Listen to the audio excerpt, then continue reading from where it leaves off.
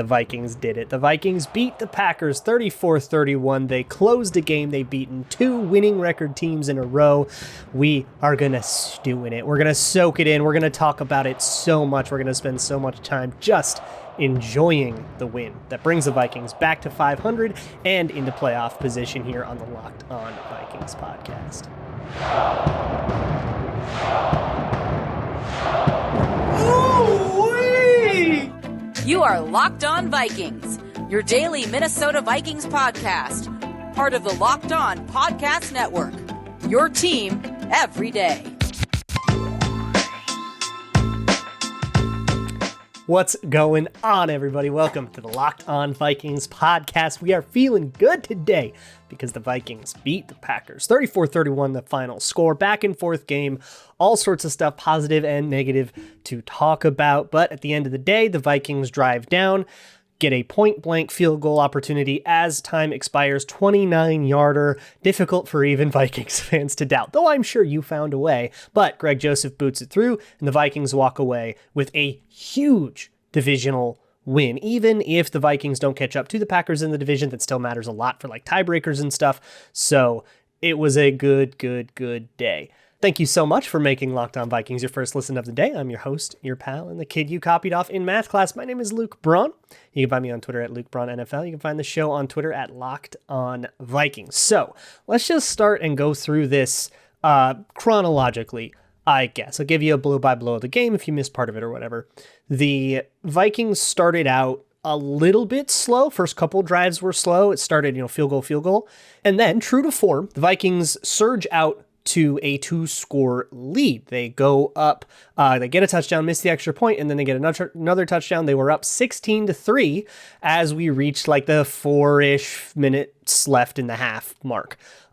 So obviously you know how that turned out. The Vikings would, yes, blow that lead like they always do, and it's very, very, very frustrating with some really weird offensive play calls and stuff. The Vikings have a chance to go score and really add to their lead, but they stall out largely thanks to a 3rd-and-1 play call that baffles me, I think, for the rest of my life, which is a fullback toss play. Now, crack toss to the fullback. So look, a crack toss play gets Brian O'Neill out in space, and that's always good. Brian O'Neill in space is elite. There's few people in the whole league that can do it like he does. But you need to give that to somebody fast. That could have been Kenny Wangwu, it could have been Cook, it could maybe have been Madison, although tosses to Madison haven't been great either. But those toss plays are designed to get a running back around the corner and get him running down the sideline, and essentially in a foot race with somebody in the secondary trying to get an angle on him, and that's how you get explosive plays on it. CJ Ham ain't that guy. He's not the fast kind of guy. So I didn't really get that play call at all. And the Vikings would end up punting. They gave the ball back to the Packers. And then again, in the final 2 minutes, things kind of soften up. You need to be a little bit sounder in your coverages and stuff. And the Vikings give up a touchdown the other way. So they go into halftime up 16-10, but it's that same thing where you can feel the game slipping away. Coming out of the half, there's been a lot made about the Vikings scripting plays out of the second half because they have such a problem starting slow out of halftime. They would script those plays as well as the first half plays. So these scripted plays did something really interesting, which was put Justin Jefferson at H-back, line him up like a running back. And they had a ton of success doing that. I mean, it's really, really tricksy, and it's the kind of thing I don't think you can get away with a lot. But for as much as they can use it, they'll keep using it, I hope, including an angle route or a choice route where he kind of got the option to go inside or outside, depending on the I believe it was linebacker's leverage. He was caught on a linebacker, and he could then break inside, touchdown Vikings. They go up 23-10. They then let the Packers come all the way back and score to make it once again 17-23. Then the Vikings stall out again. Packers go down the field again and score to actually take a lead. So when we were once leading 16-3 and it was about to go into the half, feeling like we were totally shutting them down, now we're losing 24-23. And that missed extra point from earlier in the game really starts to loom large. So that unlocks a phenomenal drive the Vikings have that ends in one of the coolest Justin Jefferson plays I've ever seen. Packers come blitzing 6 against 5 in its fire zone, which actually means they occupied a lineman. So 2 guys unblocked coming through to pressure Kirk Cousins. Kirk heaves one up off of his back foot. Justin Jefferson comes down with it and actually makes so much space at the catch point that he's able to juke the defensive back, get into the end zone, touchdown Vikings. They get the 2-point conversion on a sweep. Now they're up 24-31. And then they give the ball back to the Packers, and the Packers in one play, Marquez Valdez-Scantling beats Xavier Woods on a post, and Woods had a terrible game and goes 75 yards for the score. Rough, right? So they tie it up 31-31. Vikings have the ball, 2 minutes, tie game. They're right back here again. And from this point, they if you listen to them talk about it, they were cool, calm, collected. They've been here a million times. You know, it wasn't this crazy pressure situation. They go down pretty easily after Kirk Cousins throws what should have been an interception, but Darnell Savage drops it right on the ground and it just barely doesn't count. It feels like we got lucky on it. Then the Vikings go all the way down. A couple of great Dalvin Cook runs in there. Really good KJ Osborne play in there. And then Dalvin Cook actually gets what would have been a touchdown. He had split a couple defenders and he was basically going to be able to fight for the goal line. But instead, he goes down at about the 7-yard line, lets the Vikings kneel out the rest of the clock and the last timeouts the Packers had. And then they kick a 29-yard field goal to win the game. Vikings win. There's a lot of the same tropes here, a lot of the same problems, and ultimately it did come down to the final field goal, but there's a lot to like about this game and a lot not to like about this game. There's a lot of narratives and stuff, so we're going to keep talking about it. But first, let me talk to you about how you watch TV. It can get really annoying with all of the logins and all of the activate this device, and you know, you've got one thing for all your live stuff, watching sports, you got another thing for watching a movie or a show on demand, and all of that stuff can get really jumbled up. Whose password are you borrowing for what and all that? Get your TV together with DirecTV Stream. DirecTV Stream is a service that consolidates all of that stuff, all of your live and on-demand favorites in one place, one login, and it is all you need. So get your TV together with DirecTV Stream. You can learn more at directtv.com. That's directtv.com. By the way, thank you guys so much for making Locked On Vikings your first listen. I really appreciate it. Let's talk about some of the overarching narratives from this game. And I think a big one that kind of went on all week and we finally got our answer was what was going to happen at the center position. So if you weren't paying attention to it all week, basically after Mason Cole played for a couple of games with Bradbury out for COVID, they were pretty happy with the way that Mason Cole had played. So they said, hey, maybe he's going to stay in the lineup a little bit here. And they had activated Bradbury off of COVID. He was suited up, ready to play in this game. But if you listen to the coaches about it, they all said, well, you know, recovery is like a weird thing. We don't want to push him in before he's ready and all that stuff. Even though he was no longer on the injury report, they were still kind of treating him like he might not be 100% ready to go in the game. Mason Cole ends up starting in this game. He didn't do great, y'all. And he lost kind of ironically in the same way that Bradbury would always lose. He would get walked back. He would lose his anchor. He would kind of get punched into the backfield a little bit and ruin the timing of plays. A lot of the exact same stuff that would happen to Bradbury. Now, I've explained my Bradbury take for a while. And the same thing applies to Mason Cole. Like, if I'm going to be really apologetic for a center who gets walked back and stuff, I have to do it for when the backup does it, right? So here's my deal on these walkbacks, right? And this applies to both Bradbury and Cole. I actually did a tweet being like, see, here's Mason Cole doing this same thing that Bradbury does, and here's kind of, you know, now that we're away from the poison of we can't really think about Garrett Bradbury without thinking about all the times he's made us mad, we can like evaluate this on maybe a more neutral person that we don't have as much history with, we're not as scarred by, and so therefore we can like evaluate this particular kind of loss and try to learn something, right? That was the point of it. And people just kind of pointed out that it would have been worse if it were Bradbury, which is kind of weird because I'm pointing out things that like I noticed that were exactly like Bradbury. Like, they are very similar players. The problem between the two is different, though. With Bradbury, I think his pass set is just very wide. And I mean, he's doing that on purpose. And there's some, it helps him kind of not get beat around the corners as much, but it doesn't give him a very good base to like accept power. And he's not that good at getting his legs swung behind him to anchor and stuff like that. So he can get walked back some. And a lot of times he will anchor eventually, but not before you notice him. With Mason Cole, I think a lot of the problem is that his hands are late. And this is a problem he had in Arizona too. He snaps and his hands come up late, and that's a really difficult thing to do with your hands. And it's why I think a move to guard can suit him well. I thought that when we signed him. I still think that. But he was able to anchor a few of these times. All of this is to say, I'm not sure with the game that Mason Cole had, and he got beat a lot in this game. I don't think he held down a job. And here's the way the Vikings can do this, right? They've set themselves up to kind of have a reasonable option here. Because if they do want to renege on this whole thing with Mason Cole and say, no, Bradbury's our starter, they can kind of be wishy-washy about that. They can put him in for a game, try it, and be like, we didn't like this, go back to the other guy and say, we just didn't start him because of COVID. Even if that's not true, they can lie and save face about it, right? But if they do want to keep Mason Cole in the game now, they can say, he's earned the job, that's it. And then the benching can it's a little bit smoother way to go through that benching. But either way, if you don't like centers getting walked back, you don't like either guy. If you're like me and you don't mind it as much, you're okay with either guy. But I think the way that Mason Cole got beat, even on the first play of the game, he was on his ass.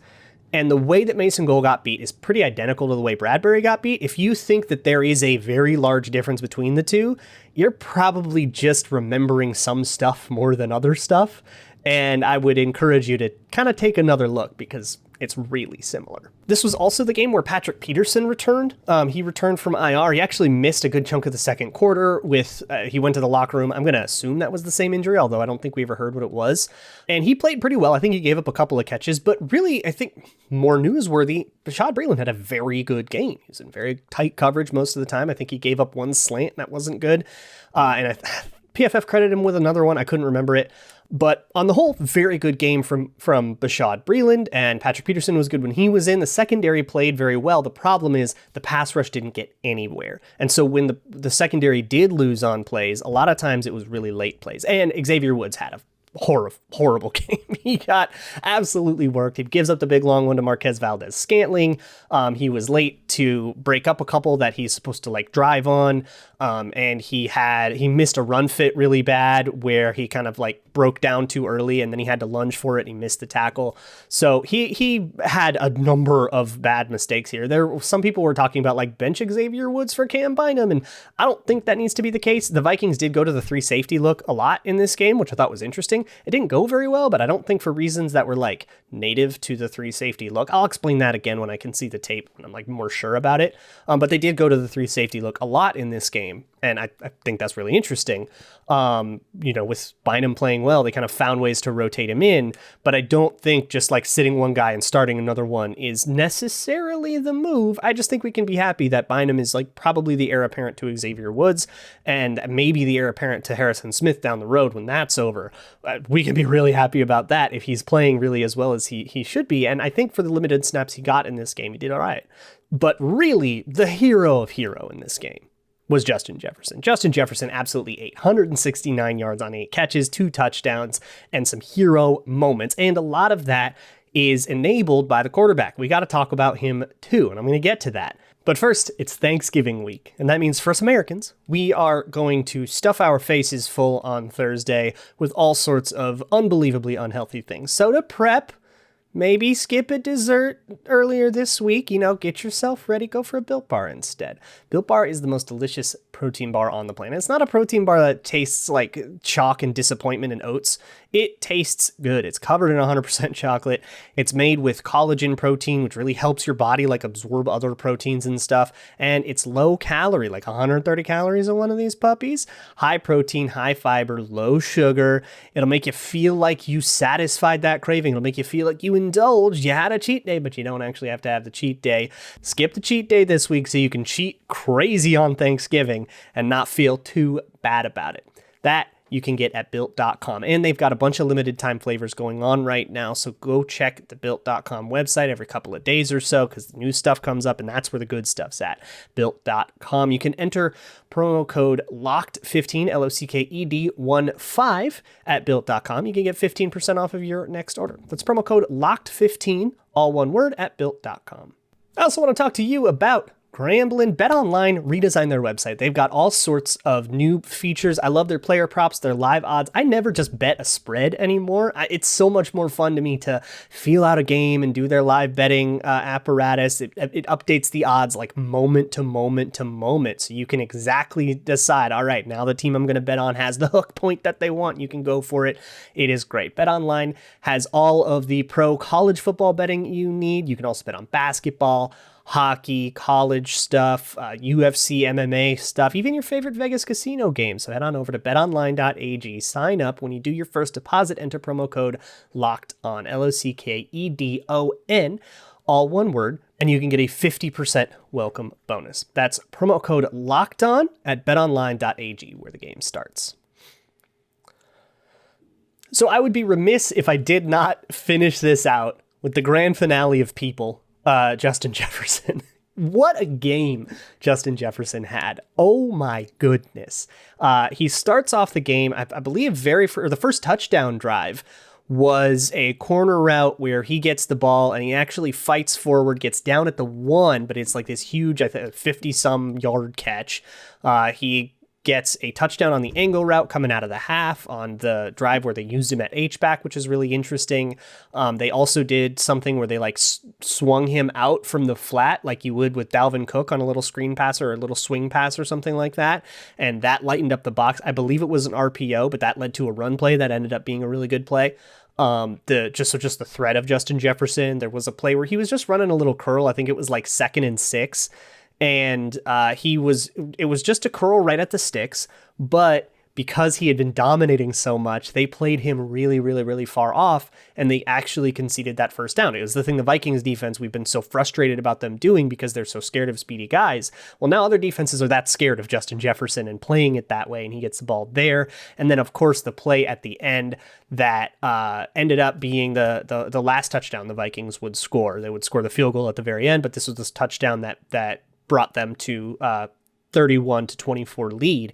And it was just a great play against Eric Stokes, who's been playing well as corner. He's a rookie corner, but he's not a rookie in the sense that he's like a marked man. He's been playing really well, might be the best corner playing for the Packers right now with Jair Alexander out.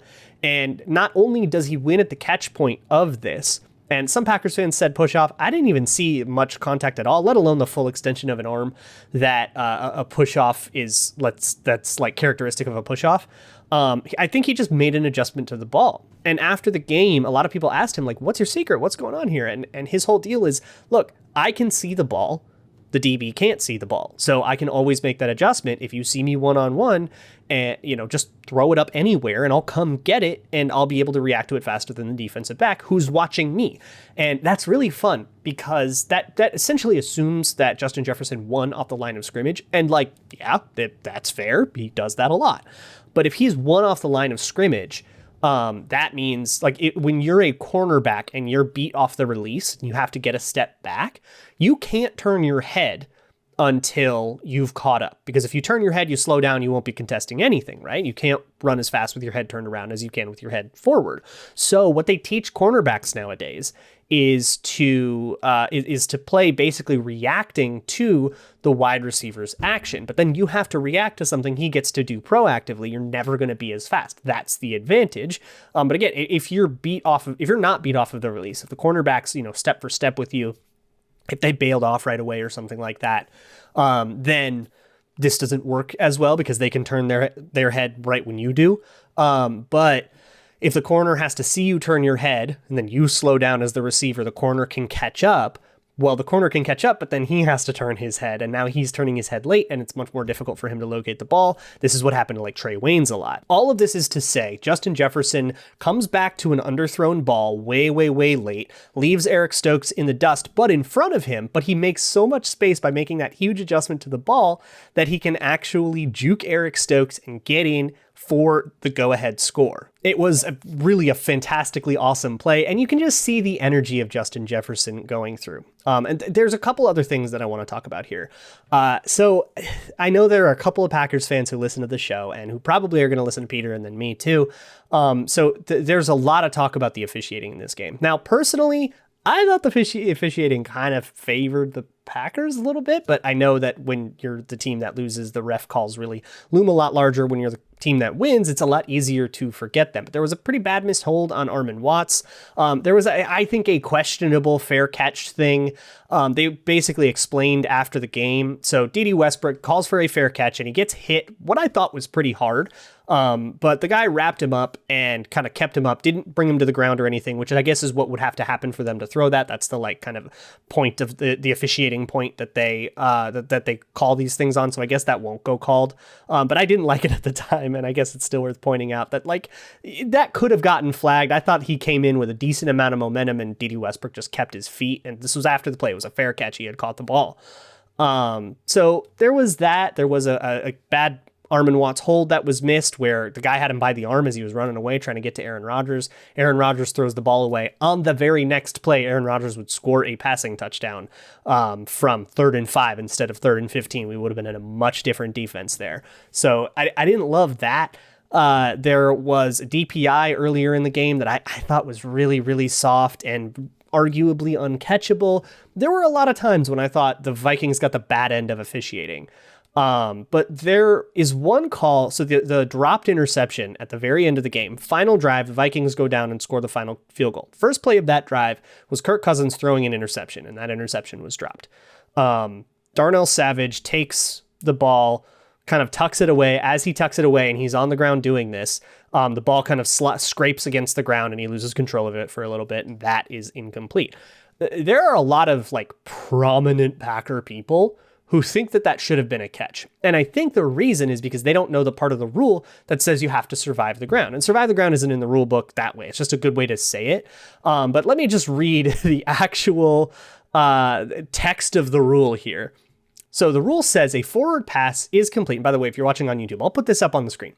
A forward pass is complete in the field of play, at the sideline, or in the end zone if a player who is in bounds, A, secures the ball in his hands or arms prior to the ball touching the ground. Savage checks that box. B, touches the ground inbounds with both feet or with any part of his body other than his hands. We got that part right.